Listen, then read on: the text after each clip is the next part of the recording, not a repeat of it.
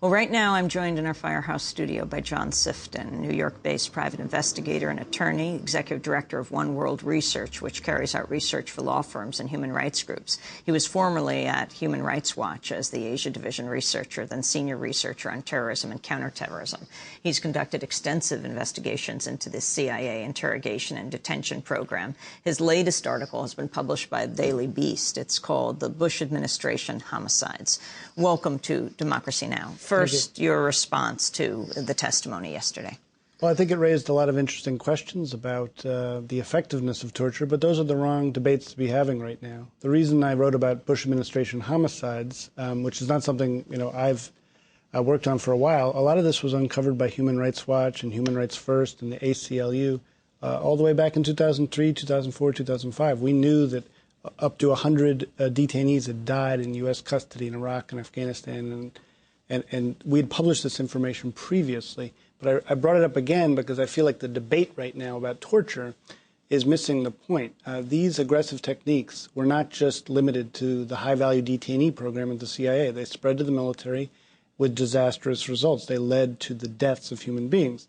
And when there's a corpse involved, when there's a dead body involved, you can't just have a debate about policy differences and looking forward or looking back. Give us examples.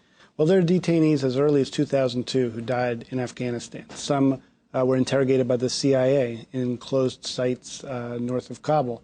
Others were in the military base at Bagram, beaten to death, literally, by guards who were being instructed by military intelligence officers, to soften detainees up. Later on in Iraq, when the insurgency heated up in August and September of 2003, we saw deaths there, including both CIA interrogation deaths and regular military deaths. We're talking to John Sifton. We'll come back to him in a minute.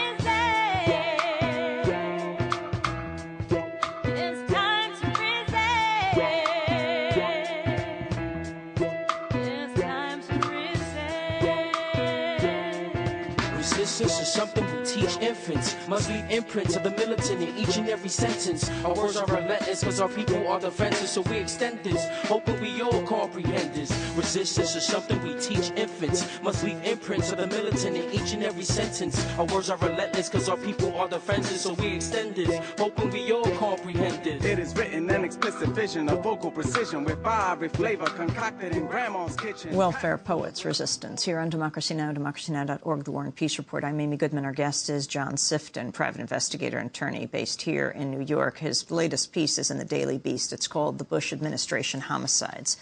Keep going with these examples. And then I want to ask you, well, you're talking murder then, and how should it be prosecuted? Well, you have, to start, approximately 100 deaths. The Army Criminal Investigation Command has already determined that a large number of those were homicides, which just means that the death wasn't the result of natural causes. Then you have to determine whether those homicides were murder. And the review by Human Rights First, which took place several years ago, showed that in many cases there was good evidence to show that murder had taken place, murder by torture. And yet the military, again and again, has closed these investigations. They've just sort of petered out. But there's a huge amount of documents, tens of thousands of documents, and some of the photographs that are at issue now with the Obama administration releasing photographs are photographs that are evidentiary photographs in those investigations. Wait, let's talk about that, because this is very significant. It's only been framed as, well, this could incite people. Explain the turnaround, if you can, or what the significance of it is by Obama saying he'd release the photographs because he cared about transparency, and now he's saying he's going to hold on to it. This is after visits reportedly from General D'Erno and now the fired General McKiernan. Well, the photographs are obviously very important, but they're just one side of the coin. There are large amounts of CIA internal documents from the Inspector General's report that the CIA prepared about detainee abuse. There's a lot of stuff there, a lot of material that Obama can consider releasing. The photographs obviously are very important. It's good that we're paying attention to them, but the real evidence that shows the way these techniques spread and the involvement of senior Bush administration officials, that's not photographs. Those are memos. Those are CIA cables from black sites to Langley, notes from meetings between Langley and the White House, things like that. You've requested information. Well, the thing about the Freedom of Information Act is that you can't get operational cables. You can only get things like memos. But an investigation, a criminal investigation, or a Senate or congressional investigation, you could get some of those cables. And those are very important documents. These are operational cables showing the interrogations, methodologies, what was approved, who knew about them, showing the notes of meetings in the White House between the principals group, people like Condoleezza Rice, John Ashcroft, Donald Rumsfeld. These are important documents. I mean, the photographs are important because they show viscerally what happened. But the memos show who ordered what happened to happen. Talk about Abu Malik Kanami. There's one detainee in Iraq who is an older gentleman who was interrogated using the stress techniques that have become all too common in military prisons at the time, forced exercises, running around, holding your arms out. Try it sometimes to hold your arms out for as long as you can. You can't do it for more than a few minutes. These are the kinds of things Iraqi detainees were routinely asked to do. He was 44 years old. He was put down to lay down in his cell after this strenuous exercise. Next morning, he was found dead. This is but one example of the way in which torture can lead to death.